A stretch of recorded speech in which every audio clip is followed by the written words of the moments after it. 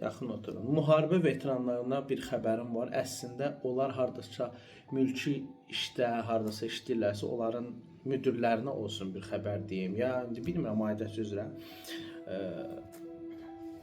Qərar var ki, müharibə veteranlarının məzuniyyəti 46 gündür. Bunu hamımız bilirik. Amma bu məsələ böyük bir problemə çevrilir. Gəlib deyir ki, Birinci Qarabağ müharibəsinin müharibə veteranısan, sənə düşmür 46 gün, 2020-yə düşür.